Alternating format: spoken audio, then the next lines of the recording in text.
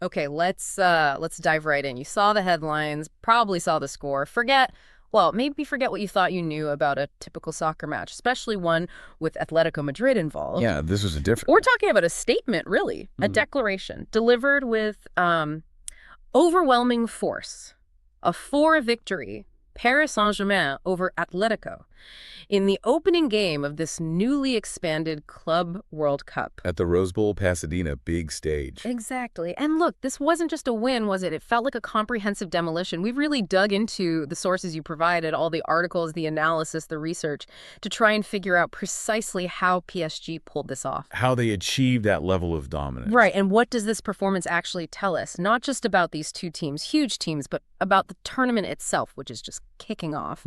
So our mission here, let's cut through the noise, pull out the key insights, and really try to understand the tactical battle, the player performances, and maybe the wider implications behind this absolutely commanding display.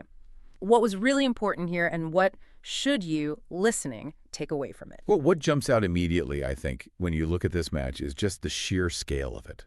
The scale of PSG's announcement, if you like. Yeah. Like you said, it wasn't some narrow win, a lucky deflection, or, a tight game decided by one mistake. It was a dominant 4-0. And that scoreline, specifically against Atletico Madrid, that's what's really striking. It is. Because Atletico, under Diego Simeone, they're known globally, aren't they? For that defensive resilience, that ability to frustrate teams, soak up pressure, make games incredibly tough, even for the very best attacking side. The masters of the low block, usually. Exactly. So for PSG to not just win, but to bang 4 goals past them and keep a clean sheet, well, that immediately sets a really powerful tone for PSG in this new, bigger Club World Cup format. It really does. It was anything but subtle, as you say. And the analysis we've looked through consistently calls this a strong statement, even a declaration of intent from PSG. Yeah, you can see why.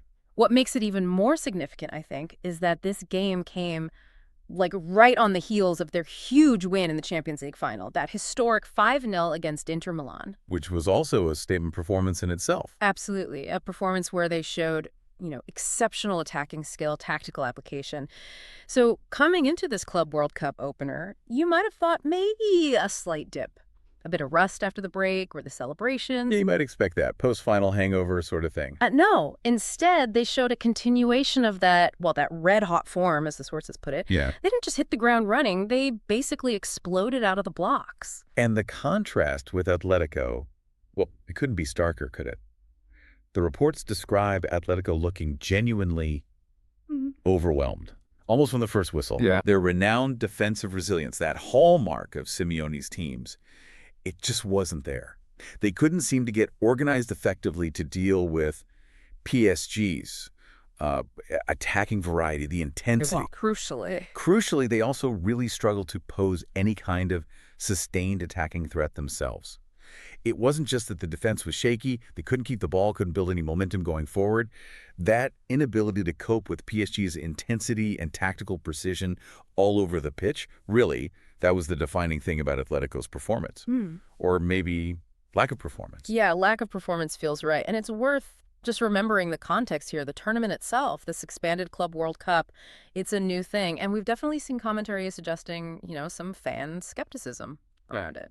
Especially in Europe, maybe. Yeah, for some European fans, there's maybe a feeling that these early games, before you get to the real crunch matches later on, might feel a bit like, well, community service was one phrase used. Or just an unnecessary disruption to the normal club calendar.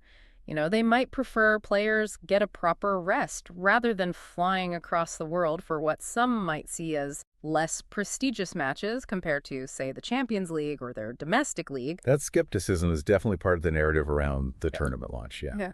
But look, when a team like PSG, widely seen as one of the top clubs in the world right now, comes out and delivers like this. A 4-0 thumping. Exactly. A 4-0 win that's described as sending a strong message, a clear declaration of their quality. Well, that pushes back hard against that skepticism, doesn't it? It sort of elevates the perceived value, the competitiveness of the whole event. Right. It takes a game that, like you said, some might just dismiss as meaningless from that top European club viewpoint, and turns it into a really compelling show of force, a demonstration that these elite teams, well, they're here to compete, seriously compete. It helps validate the whole thing, doesn't it? It signals this isn't just, a series of glorified friendlies or a slightly more competitive training camp. A performance like this, especially against another respected European giant like Atletico, it shows the elite clubs are applying themselves properly. And when they do, wow, the result can be decisive, spectacular even. And that continuation of form from the Champions League final win against Inter, showing that same level of tactical dominance. That gives PSG a huge psychological edge, doesn't it? Sets an incredibly high bar for everyone else in the tournament. Absolutely does. Suggests a real consistency in approach and mentality on Luis Enrique. Yeah, definitely. Okay, let's really get into the tactical side then, because this is where the how behind that 4-0 really comes into focus, isn't it? The analysis keeps highlighting Luis Enrique's shrewd management. And the system PSG used, this highly fluid 4-3-3 formation. Right. What made that so effective? How did they use it to just, dismantle Atletico? Well, the 4-3-3 itself, it's a pretty common formation. But the key word there, as you said, is fluid. Under Enrique, it's not rigid at all. Players swap roles, they interchange positions really dynamically, and that makes them incredibly difficult to track, to mark, to predict. And a huge part of their strategy against Atletico, it seems, was this deliberate plan to attack the wide areas. This wasn't just, hitting hopeful crosses into the box. It was a calculated tactic, specifically designed, the analysis suggests, to draw Atletico's wingbacks forward, pull them out of their defensive shape. Right, so the aim of luring those wingbacks out, it was to create space somewhere else then. Precisely. Yeah. By forcing Atletico's wide players, their wingbacks, to commit forward, maybe press high or track a runner, PSG created these larger pockets of space in the channels behind them. Oh, okay. Those areas between the wide defenders and the central defenders. And these are the spaces that PSG's dynamic players, guys like Désiré Doué, Kvaratskhelia, could then exploit. So instead of facing a packed defense? Exactly. Instead of running into a solid wall, they could receive the ball in space, turn, and then, importantly, attack Atletico's wide center backs directly, one-on-one, or with quick combinations. And that allowed them to drive the ball forward really effectively into much more dangerous areas closer to the goal. Now, one tactical point from the analysis that I found really fascinating was this approach to the center forward role. PSG often played, it said, without a recognized center forward. That sounds, counterintuitive, doesn't it? Especially if you want to score 4 goals. It does, yeah. And it's a perfect example of how Enrique's tactics created that sort of strategic ambiguity, that uncertainty for the opposition defense. How so? Well, by not having a fixed player, a traditional number 9, for Atletico's central defenders to mark, it caused them big problems. A defender like, say, Acerbi, he often had no specific player to mark right in front of him in that usual center forward spot. So he's looking around thinking, who do I pick up? Kind of, yeah. And this effectively created a free player for PSG somewhere else. Maybe someone dropping deeper into midfield, maybe moving wide, maybe making runs into the box from deeper positions, from angles you don't expect. And they could do this without immediate tight marking. Right. And that made it much easier for PSG to evade pressure when they were building play, to keep possession deep in Atletico's half and just constantly probe for openings, because there wasn't that static focal point for the defense to anchor themselves to. So it completely messed with Atletico's usual marking assignments, basically, by taking away the player they'd normally fixate on. Pretty much, yeah. Throw a wrench in the works. And it wasn't just about the lack of a fixed striker, was it? The analysis points to really dynamic, intelligent movement right across that PSG attacking line. Oh, absolutely. The individual quality is obviously there, but it was how it meshed with the system's demands. Ousmane Dembélé, for instance, showed incredible versatility. He was moving into various areas to support attacks. Sometimes he'd stay wide, stretch the pitch. Other times he'd cut inside, create overload centrally. And Hakimi. Achraf Hakimi, from right back, made these crucial, intelligent runs overlapping into the box. Those runs were key in creating the chance for the first goal, actually. A fullback making runs right into the central attacking zone. That's unusual, especially against a team like Atletico. It is. And then you had Nuno Mendes providing similar high support from left back on the other side, making sure Atletico were stretched right across the pitch. And then Kvaratskhelia and Doué, they were constantly varying their runs too, sometimes hugging the touchline, pulling defenders out, other times making sharp diagonal runs inside to get on the ball between the lines. That sounds absolutely exhausting to try and defend against, that constant, unpredictable movement. It is. It really is. It forces defenders to constantly make decisions, constantly communicate, pass players on. And when those decisions are made under the kind of pressure PSG were applying, mistakes are just far more likely to happen. And the engine room, the midfield, was clearly firing on all cylinders too. The analysis specifically mentions the trio, including Vitinha and João Neves. They were excellent in possession. They were fundamental, absolutely crucial to controlling the whole game. They dictated the tempo with such precision. They'd patiently circulate the ball when they needed to, but they were always looking for those moments to penetrate Atletico's defense with sharp vertical passes. Not just sideways passing. No, definitely not.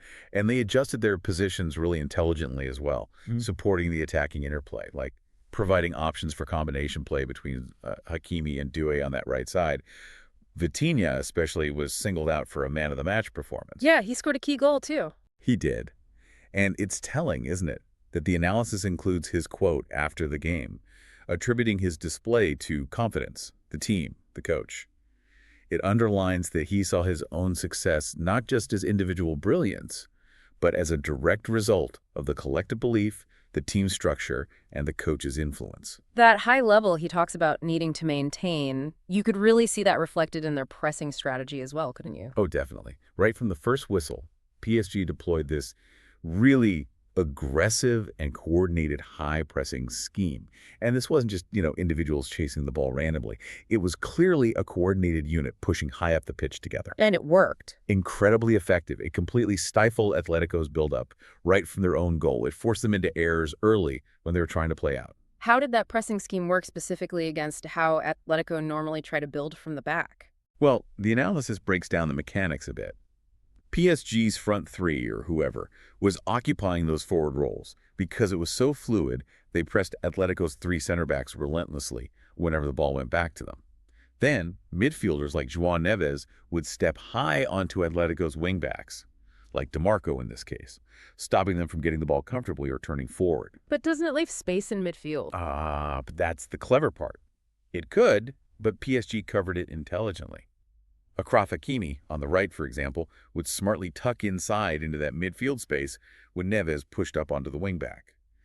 So Hakimi would pick up Atletico's midfielders who might have been free otherwise, forcing them backwards or sideways. Smart rotations. Very smart. Even Dembélé showed his tactical awareness by pressing Atletico's keeper, Jan Oblak, after a back pass, denying him time and space to pick out a clean pass. This relentless organized pressure just stopped Atletico playing their normal soccer, which relies on that controlled buildup.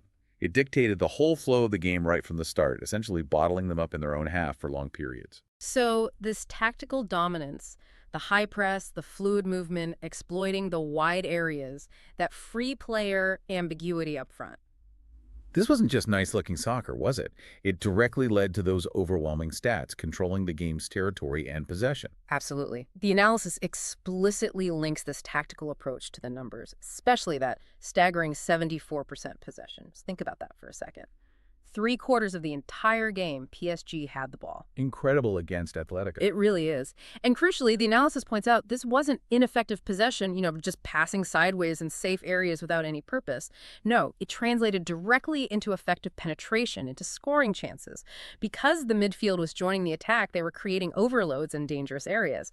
And that dynamic movement up front made them so hard to pin down. They dominated the ball, and they used it to create constant threat. And this whole setup under Luis Enrique, it seems almost perfectly designed to counter Diego Simeone's known strengths, his defensive philosophy. It really felt like that, didn't it? Simeone's teams, they're famous for that low block, sitting deep, staying compact, trying to force opponents wide into less dangerous areas where they can defend crosses or compress the space. Right. Luis Enrique's plans seem designed to actively disrupt that. By creating those mismatches we talked about, exploiting the channels behind the advancing wingbacks, using that free player idea to evade central marking, and then pressing relentlessly high, PSG effectively dismantled the core of Simeone's defensive system. Yeah. And that 74% possession figure against a team that usually thrives with much lower possession, often aiming to play on the counterattack, it's just a stark, undeniable illustration of this tactical victory. It really showed a masterfully designed system that maximized the individual abilities within a coordinated and adaptable framework, specifically tailored, it seems, to exploit Atletico's setup. Okay, so PSG's masterclass is pretty clear. But let's flip it. What about Atletico? This just wasn't the resilient, tough-to-beat team we usually associate with Simeone, was it? The analysis points to some significant struggles, tactically and individually. No, it really wasn't. And yes, the analysis does dig into that. Atletico obviously has this established identity, known for defensive tactics, the low block, a legacy built over many years under Simeone. But the analysis also notes their recent evolution. They actually became La Liga's top goal scorer in the 2023-2024 season, which is quite a shift. Right, trying to be more attacking. Exactly. It suggests a tactical shift, an attempt to integrate more attacking flair. But this match against PSG seemed to highlight a potential tension, maybe a lack of full integration between those two identities, the historically solid defensive core and this newer attacking ambition. And that tension, that kind of conflict, showed up in their build-up play against PSG's press. Yes, significantly. Atletico's typical build-up often involves using the keeper, plus their three center backs, to create a 4v3, a numerical advantage near their own goal. The idea is to draw opponents forward and then free up a player, usually a midfielder, to receive the ball and start the attack. Okay. But against PSG's high coordinated press and their fluid marking, this system just proved somewhat ineffective. Instead of creating a free player in a useful position to progress the ball, the analysis suggests it actually led to key players getting lost in more effective receiving areas. Basically, they couldn't use that numerical advantage near their goal to cleanly play through PSG's press because PSG's players were positioned so well higher up the pitch. And their problems weren't just about building from the back, were they? The analysis mentions issues with their wing play, too. It does. A key observation was that Atletico's wingers tended to drift into or occupy inside channels. Yeah. Now, this can work in some systems, maybe to create central overloads, but here, against PSG, it seemed to cause central player congestion. Too many players in the same space. Exactly. And a lack of individual ability, perhaps, or maybe tactical instruction, to create favorable one-on-one situations out wide. They weren't really stretching PSG horizontally effectively. And this tactical rigidity, especially on the flanks, played right into PSG's hands. It allowed PSG to dominate those wide areas themselves for their own attacks, like we discussed with Hakimi and Mendes pushing so high. The analysis points to something interesting here as well about the player profiles themselves, particularly up front. Yeah, this is highlighted as a potentially significant factor. The analysis notes these similar player characteristics among key attackers like João Felix and Antoine Griezmann, both described as having very similar characteristics and both tending to occupy those same inside channels. So talented players, but maybe too alike. Potentially, yeah. Their overlapping tendencies, while they're individually brilliant, seem to create organizational issues and a certain imbalance in the team's attacking structure. It limited Atletico's ability to organize their attacks effectively according to the specific demands of this game, especially against a fluid defense like PSG's that could exploit that predictability. The analysis contrasts this by highlighting Koke as maybe the only player noted for having those crucial organizational characteristics needed to kind of knit things together, provide structural balance, link the play. So it wasn't just individuals having an off day, it was maybe that the player characteristics themselves created a sort of tactical redundancy within the team structure, made them easier to figure out and defend against. Exactly. That's the argument. Against a team like PSG that thrives on exploiting rigidity and predictability, having multiple key players who naturally want to drift into and operate in the same zones can create tactical bottlenecks.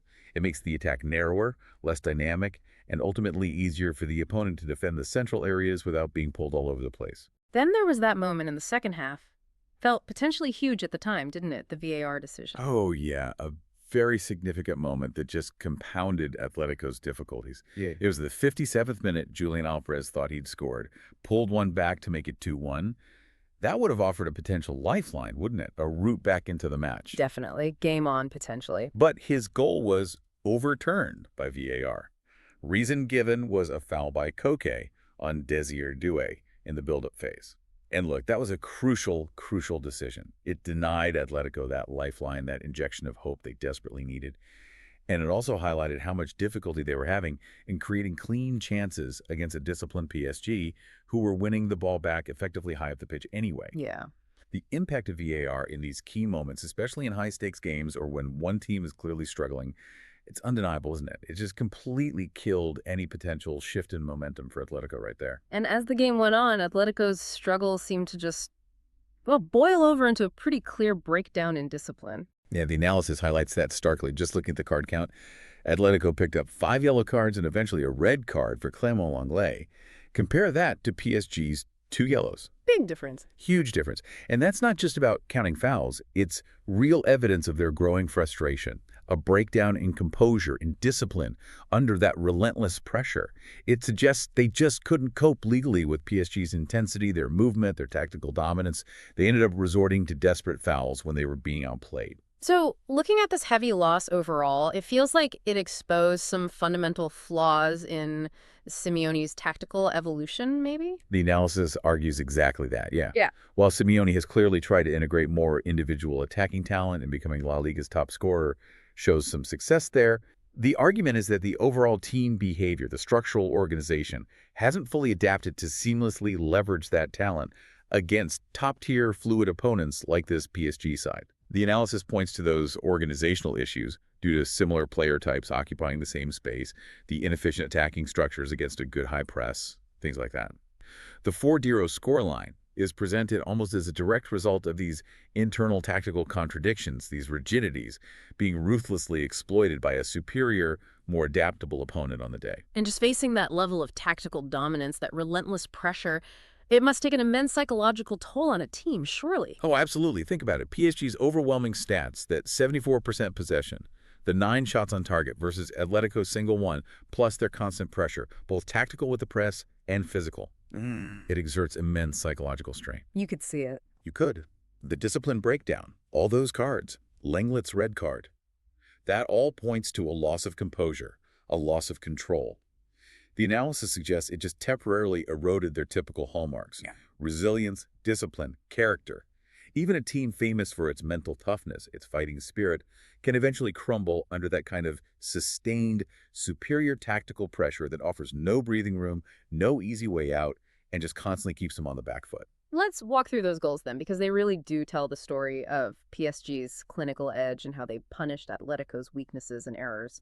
First goal, Fabián Ruiz. Yeah, that came in the 19th minute. Fabián Ruiz opened the scoring with a really well-taken long shot. Significant because it immediately set the tone. Showed PSG weren't just a threat through intricate passing, but also from distance.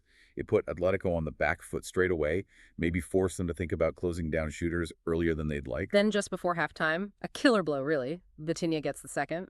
Yeah, that goal was a perfect illustration of PSG's speed in transition and just how clinical they were at punishing mistakes. It came directly from an Atletico error. Antoine Griezmann missed his shot after a rare Atletico foray forward, and PSG just launched this rapid, incisive counterattack. Straight up the other end. Exactly. Ball moved quickly, efficiently, ended with Vitinha, who finished calmly. That goal coming right before the break, that was a massive psychological blow for Atletico. It solidified PSG's dominance going into halftime with a comfortable 2-0 lead, and it really reinforced why Vitinha got man of the match for his overall control and his attacking contribution. We mentioned the VAR moment earlier, overturning Alvarez's potential goal in the 57th minute. While obviously not a PSG goal, it was absolutely crucial in preserving that lead and the clean sheet. It really was.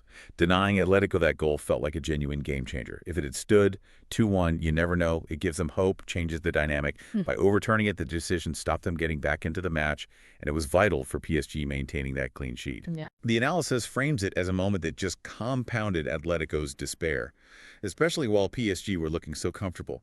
Highlights the massive influence of technology in these key high-stakes moments that can swing momentum completely. Then we jump forward, late in the game, 87th minute. The third goal comes from a substitute, Senny Mayulu. Yeah, and this goal was great evidence of TSG's impressive squad depth, the quality they have even beyond the starting 11. The analysis describes the build-up nicely. Ball out to Hakimi on the right, his attacking run and presence drew All Black out a bit. He put a cross into the box, and Mayulu produced this superb turn and finish under pressure. Really nice goal. A young player coming off the bench and making that kind of impact shows the quality runs deep, doesn't it? It absolutely does. It suggests that even the substitutes have fully grasped the tactical approach, what the analysis calls Enrique soccer. This ability for players coming off the bench to maintain or even lift the level and execute the game plan is incredibly important, especially in this demanding format of the expanded Club World Cup. Yeah, rotation will be key. Crucial. It allows coaches to manage rotation, manage player fatigue across all these games in different cities, without a big drop-off. And then just to cap it all off, Kang-in scores a penalty deep into stoppage time, 97th minute. Yeah, the final flourish. Described in the analysis quite aptly, I think, as rubbing salt in the wound. It completed PSG's dominant clinical performance. Kang-in stepped up, calmly dispatched the penalty, made it 4-0, just underlined how completely Atletico had been overwhelmed by the end. So these goals, they weren't just random moments of brilliance, were they? They felt like direct results of the tactical plan, the pressure, the ability to punish Atletico's specific weaknesses and mistakes. Precisely, yeah. The long shot threat for the first goal, the super quick counterattack for Vitinha's goal, punishing that turnover, players like Hakimi making dynamic runs into the box from deep to set up chances. The goals were clearly linked to the overall tactical approach, the spaces PSG created and exploited. And the psychological timing, too. Vitinha's goal right before halftime, then denying Atletico with the VAR decision while scoring 2 more late on yourself. All those elements together created that cruel scoreline, as the analysis put it, amplifying PSG's advantage and just deepening Atletico's despair and frustration. And that depth, highlighted by Mayulu's goal, the impact from the bench, that's a serious plus point in this new tournament format, isn't it? It really is. You look at this tournament, 32 teams, 63 games, spread across 11 U.S. cities. The physical demands on players are going to be immense. The ability to rotate your squad, manage fatigue, without a significant drop in quality or tactical execution, that's going to be paramount for any team wanting to go deep. Having players like Mayulu who can come in and immediately understand and execute Enrique soccer, maintain the intensity, understand their roles, it ensures tactical continuity. And it allows the team to potentially preserve key players for the tougher knockout games later on. This big early win could genuinely smooth their path, give them significant strategic flexibility in managing the whole tournament campaign. The numbers, well, they're pretty damning, aren't they? The analysis says PSG completely dominated all relevant metrics. Let's just quickly look at that table again, because it really does paint the picture starkly. Data: Paris Saint-Germain, Atlético Madrid. Goals scored 4, Mom. Possession percent, 74, 26%. Total. Shots made 34. Shots on target 9-1. Shots off target 7-3. Blocked shots 2-7. Corner kicks 4-6. Offsides 1-4. Ball recoveries 38-43. Tackle 16-14. Clearances 7-12. Yellow cards 2-5. Red card 0-1. Yeah, statistics are often called the fingerprint of performance, right? And here they tell a very clear, very unambiguous story of complete dominance. That 74% possession figure just leaps out instantly, especially against Atlético Madrid. It's absolutely staggering. The analysis calls it amazing, and it is, particularly against a Simeone side that is usually perfectly comfortable with much lower possession, excels at denying space, making life difficult. 74%. That's a massive indicator of PSG's total control over the game's tempo, the flow. They basically starved Atletico of the ball for huge periods, denied them any chance to build their own rhythm or launch meaningful counters. And the shooting numbers back up that the possession wasn't just sterile, keeping the ball for its own sake. Exactly. 9 shots on target for PSG versus just 1. 1 shot on target for Atletico Madrid in 90-plus minutes. That highlights PSG's constant offensive threat, their efficiency when they got near goal. They consistently penetrated Atletico's defense, forced saves from Oblak, and on the flip side, it just shows Atletico's complete inability to create meaningful chances. They barely even tested Donnarumma in the PSG goal. And the discipline gap we mentioned. 5 yellows and a red for Atletico versus 2 yellows for PSG.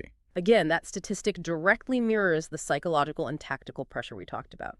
It's clear, quantifiable proof of Atletico's frustration, their tactical inability to cope legally with what PSG were throwing at them. They were clearly forced into desperate fouls because they couldn't stop PSG through organized defending, leading directly to that huge difference in cards. The analysis even tries to put the 4-0 score and that 74% possession into some kind of context, comparing it to other games. Yeah, they mentioned another 4-0 game, Barcelona versus Dortmund, where the winning team, Barca, had 58% possession. PSG's 74% here was significantly higher even than that.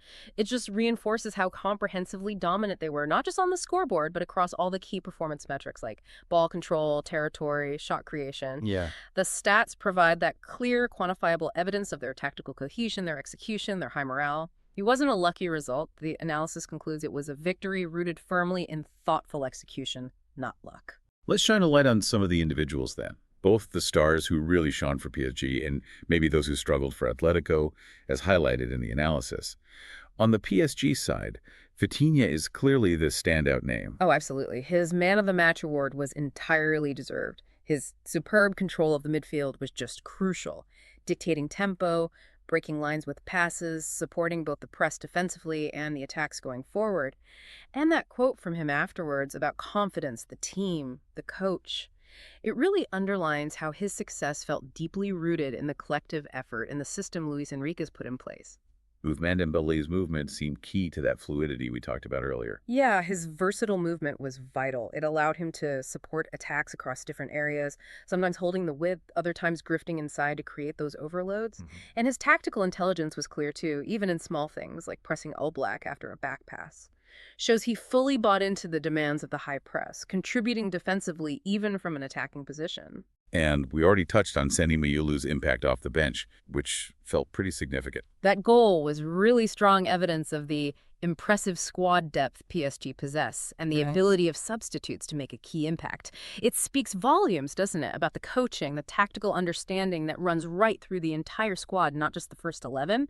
Means players can come off the bench and maintain that tactical continuity, that intensity. Achraf Hakimi's attacking threat from right back was very noticeable, very effective. Yeah, his intelligent runs overlapping into the box, and his direct involvement in setting up Mayulu's goal from that right flank. It added a really significant offensive dimension from the fullback position. He wasn't just providing width, he was making timed runs right into dangerous scoring areas, a real weapon. And João Neves in midfield played a crucial role too, didn't he? Sort of linking things together. Crucial, both in the build-up and in applying that defensive pressure. The analysis highlights his vital role in supporting the high press, stepping up aggressively onto Atletico's wingbacks, but also his importance in circulating possession, providing options during the build-up. He was a really key component in both phases of play for them. It really sounds like for PSG, the individual success wasn't just about raw talent shining through. It was really enabled, amplified even, by the system they played in. That's exactly the point the analysis emphasizes. These weren't just isolated moments of brilliance happening randomly. They were performances deeply enabled by Luis Enrique's system, a system that created specific spaces, specific roles, specific opportunities to maximize the player's abilities. It just reinforces that it was a cohesive team effort, where all that individual talent was significantly enhanced by a well-executed tactical plan. Okay, so flipping to the Atletico side again. Where did individuals struggle, and how did that contribute to the overall performance, or lack thereof? Well, the analysis highlights challenges for several players. Antoine Griezmann, obviously a huge player for them historically, had that costly missed chance, which led directly to PSG's second goal. But beyond that single moment, the analysis focuses more on that issue of similar characteristics with João Felix. Right, the overlap. Yeah. Their tendency to occupy the same inside channels when they were on the pitch together seemed to create those organizational issues, that predictability in attack. While both are incredibly talented, their overlapping movement patterns maybe made it easier for PSG to defend against, especially when not complemented by other players providing different attacking angles or structures further wide. Jan Oblak must have felt under immense pressure in goal. Oh, he certainly was, facing 9 shots on target. That's an incredibly tough day at the office for any goalkeeper. And while he made some saves, the sheer volume of attempts just highlighted the defensive struggles happening in front of him. The analysis even mentions seeing visible frustration from him during the match, which is totally understandable given the constant barrage he faced. And Clément Lenglet's red card. Yeah. Felt like a symbolic moment of their collapse under that pressure. It absolutely did. A critical blow, obviously, reducing them to 10 men, but also a clear symbol of the team's disciplinary breakdown, their inability to cope with that sustained PSG pressure without resorting to illegal challenges. Just summed up their difficult evening. So for Atletico, it wasn't just down to individual errors on the day. The analysis seems to suggest it was also about how their player characteristics fit, or perhaps didn't fit, seamlessly into the tactical plan against this specific opponent, leading to that rigidity we saw. Yes, that's a key argument in the analysis, that the similar player characteristics, particularly among those key attackers, leading to players naturally wanting to occupy the same spaces, created a kind of tactical redundancy, especially when it wasn't coordinated effectively within a more diverse attacking structure. And this contrasted really sharply with PSG's dynamic, varied movement across their attacking line. It showed how having similar player types can actually become a burden, if not managed tactically, if not diversified, especially when you come up against top top opponents who are smart enough and organized enough to exploit that predictability. Let's think about the coaching perspectives then. We don't have direct post-match quotes from Simeone for this specific game in the source material, but we can probably infer the likely mindsets, right? Based on the analysis, past approaches, what about Luis Enrique at PSG? Well, based on commentary mentioned in the analysis, like how he described that previous 5-0 Champions League win as a very complete performance, you can infer his philosophy. It aligns with that mindset you see in elite winning coaches, doesn't it? Always emphasizing continuous improvement, maintaining incredibly high standards, even after a dominant win like this. Never satisfied. Kind of, yeah. That constant pursuit of excellence. Even knowing perfection cannot be achieved. A philosophy the analysis references, echoing things you often hear from coaches like Pep Guardiola. And Vitinha's quote, crediting the coach and the team confidence, that reflects this focus too, doesn't it? On team cohesion, the collective effort needed to keep hitting those high levels. Enrique was likely pleased, of course, but probably already focusing on specific tactical points they executed well and maybe areas they could refine further, despite the scoreline.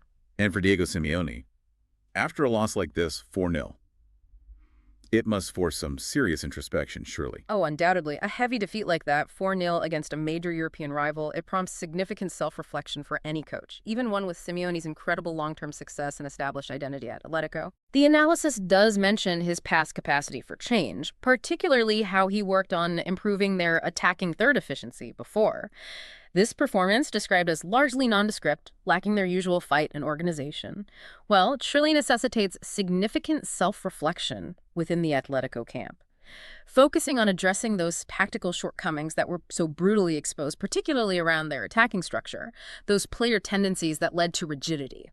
Does a loss like this actually put pressure on Simeone, though, Well, given his legendary status at the club?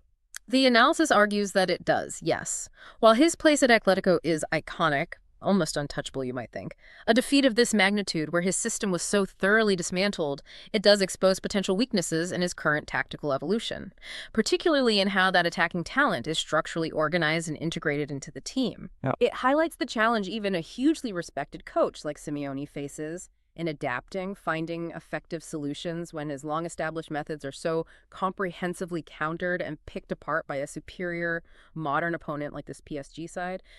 The pressure to address these structural issues, improve their attacking fluidity, their efficiency against top teams, that pressure is now immense, you'd have to think. Beyond the teams themselves, this match is also part of that bigger picture, isn't it?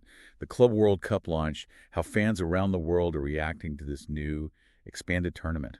Yeah, and fan reactions are always diverse, aren't they? You'd expect that. PSG fans, likely celebrating this dominant performance with huge pride, feeling validated in their club's status as a European powerhouse.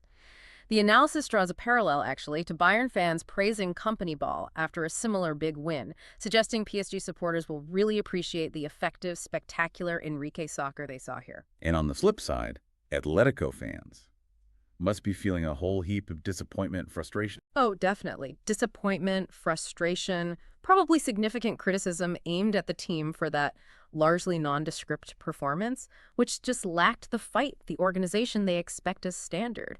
And rivals will inevitably react with mockery after a defeat of this scale, won't they? True. For a club like Atletico, whose whole identity is so deeply tied to effort, resilience, that fighting spirit embodied by Simeoneism, a 4-0 defeat, especially one where they looked so overwhelmed, it's particularly damaging to fan morale.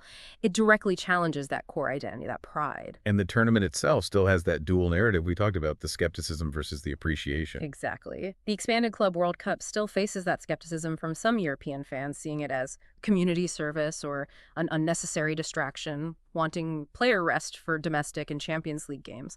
But then you have others who really appreciate its global reach, the spectacle, the chance to see different soccer cultures compete. The analysis even mentions that anecdote about the forklift guy tackled Harry Kane in a previous CWC context, an example of the kind of unexpected, memorable, slightly quirky moments the tournament can sometimes throw up.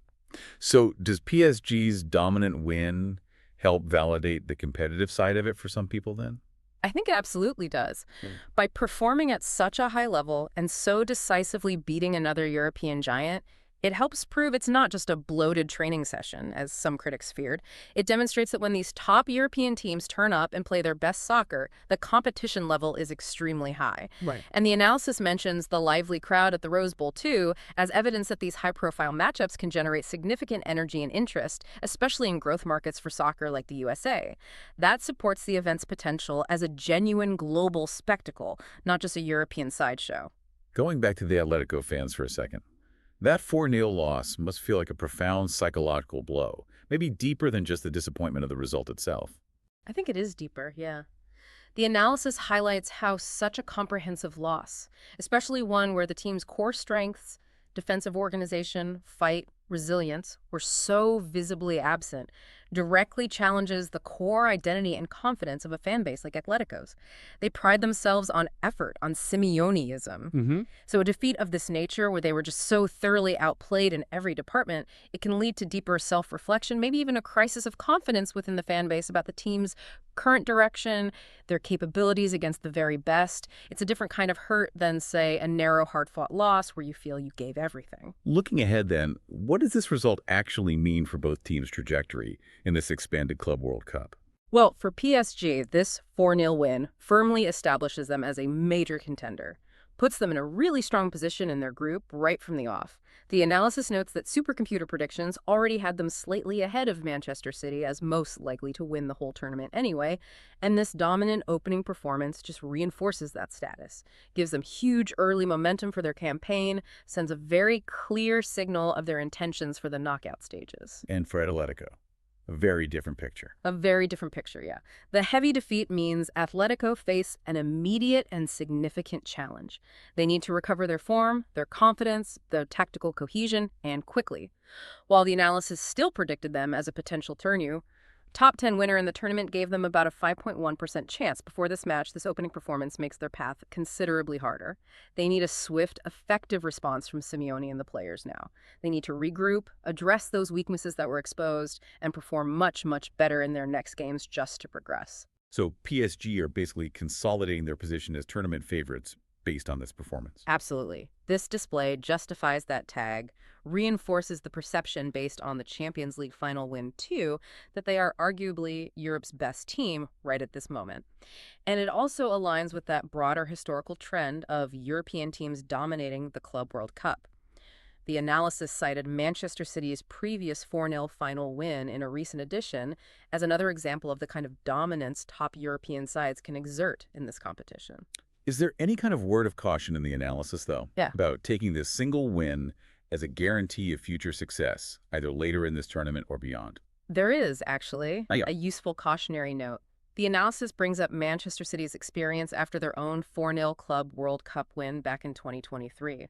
That dominant CWC performance was followed by what the analysis called a winter of discontent in their domestic league campaign.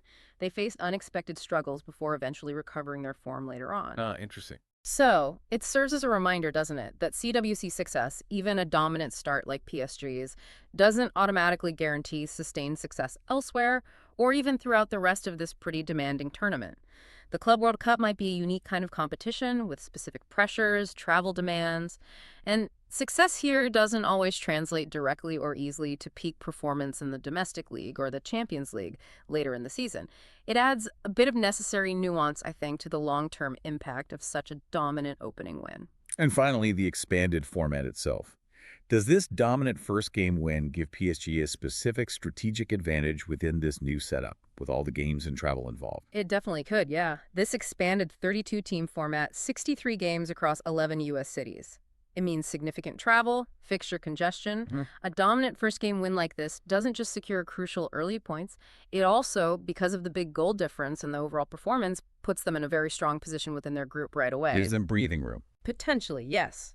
Strategically, this early dominance could give Luis Enrique more flexibility for rotation, for managing player fatigue in the later group stage games, especially if they secure qualification early. It might allow them to preserve key players, keep them fresh for the more demanding knockout stages down the line.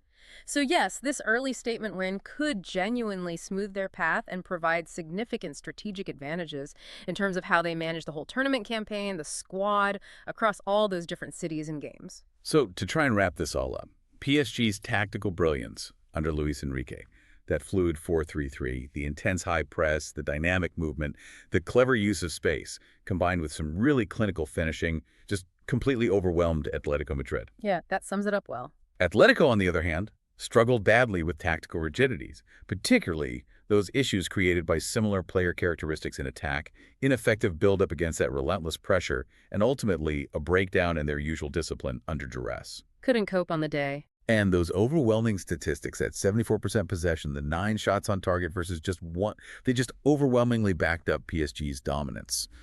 The goals highlighted their clinical edge, their ability to punish any mistake. It was just a really clear, compelling demonstration of that synergy you need at the top level, that blend between a masterfully executed tactical plan and high individual player quality working together. And the result has immediate consequences, doesn't it? For both teams' paths in this tournament. Sets PSG up as the clear favorites now with huge momentum.